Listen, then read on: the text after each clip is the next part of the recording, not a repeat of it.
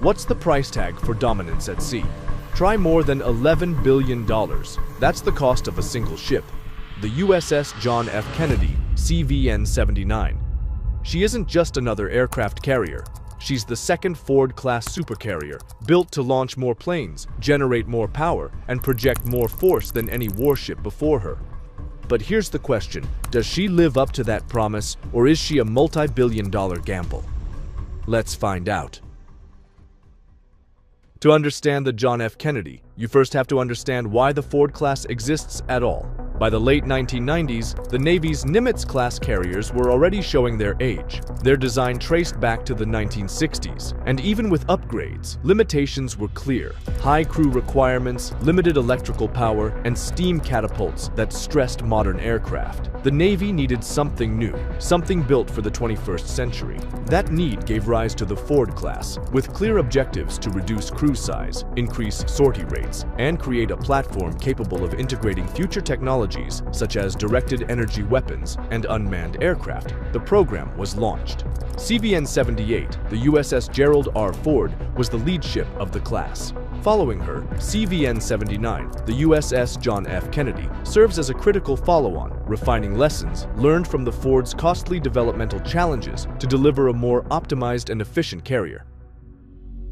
Her contract was signed in 2011. The keel was laid in 2015. In December of 2019, she was christened with a bottle of American sparkling wine instead of the traditional champagne, honoring her namesake's Irish heritage. And now, in 2025, she's nearing delivery to the fleet. Has the Kennedy seen combat? Not yet. She hasn't even been commissioned. Instead, she's undergoing outfitting, testing, and trials. Remember, Ford herself only wrapped up shock trials in 2021, proving the ship could withstand near-miss explosions. Kennedy will go through her own rigorous testing before she carries aircraft in combat. So right now, her story isn't about battles fought, but about readiness, ensuring she's capable of joining the fleet for the next 50 years. Now let's talk about what Kennedy brings to the table. At full load, she displaces around 100,000 tons. She stretches over 1,090 feet long, with a flight deck wide enough to launch and recover dozens of jets at a time. Her power plant? 2 Bechtel A1B nuclear reactors, providing nearly 3 times the electrical output of a Nimitz-class carrier. That's not just about propulsion, it's about powering the future. Kennedy has margin for all of it.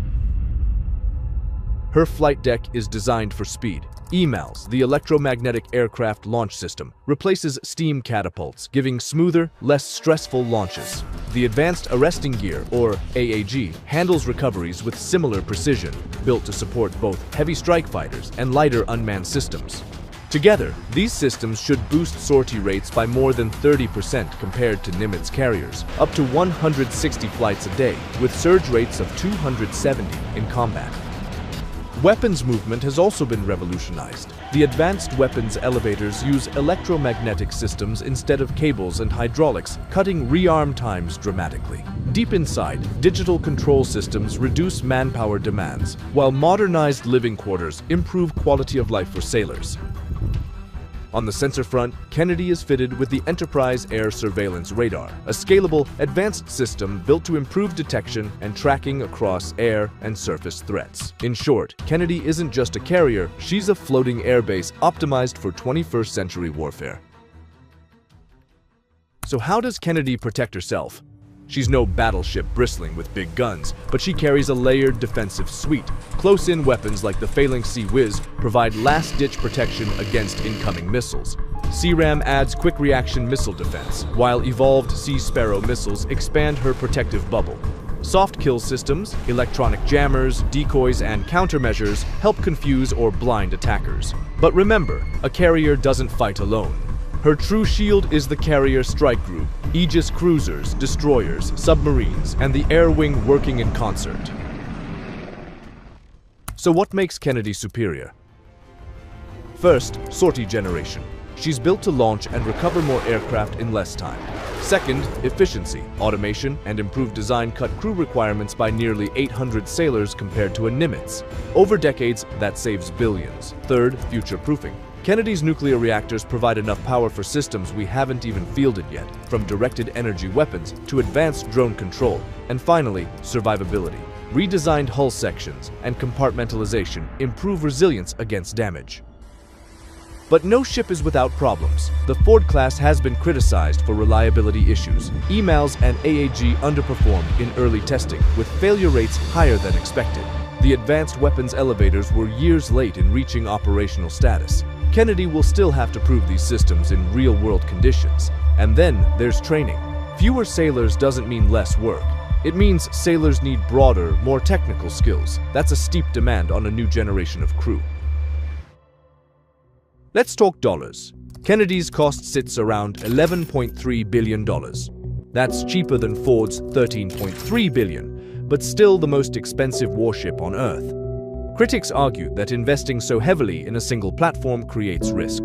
Supporters counter that carriers remain the ultimate symbol of American global power, and that long-term savings, smaller crews, longer reactor life, and greater sortie generation will offset the price tag.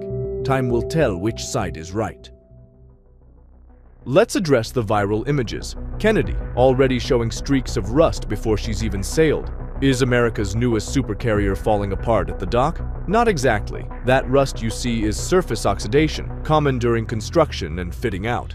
When steel sits exposed to the elements before final coatings are applied, you'll see surface rust. It's normal in shipyards and doesn't affect the structural integrity of the hull. The bigger reason Kennedy isn't sailing yet isn't rust, it's integration. Advanced systems like EMALS, AAG, and the elevators take years to install and certify. Delays are frustrating, and optics matter. To the public, a rusty-looking ship stuck at the pier looks like failure. To the Navy, it's business as usual, painful, slow, but necessary to get a ship this complex right. In fact, the same thing happened with the Ford. Rusty streaks in photos, but after years of testing, she deployed in 2022. Kennedy will follow the same path. So where does Kennedy fit in? She'll be the centerpiece of a carrier strike group, surrounded by destroyers, cruisers, submarines, and logistics ships. Her job is global power projection. From the Mediterranean to the Pacific, Kennedy will carry an air wing of F-35C, FA-18 Super Hornets, EA-18G Growlers, helicopters, and eventually unmanned aircraft. In a world of rising great power competition, she's America's insurance policy on the high seas. As of 2025, Kennedy isn't ready to deploy, but by the time she does, she'll be one of the most advanced warships afloat. So here's the bottom line. The USS John F. Kennedy, CVN-79, is more than just a warship. She's a statement, a promise that the US Navy will continue to dominate the seas into the mid-21st century. With advanced launch systems, powerful reactors, and room for future weapons, Kennedy represents the future of American naval power. But with enormous cost and lingering questions about reliability, she also represents the Navy's biggest gamble. What do you think? Is the Ford class worth the price, or should the Navy rethink the carrier model altogether? Let us know in the comments below. And if you want more deep dives into the world's most advanced military technology, don't forget to hit subscribe, give this video a like, and join the conversation. Thanks for watching.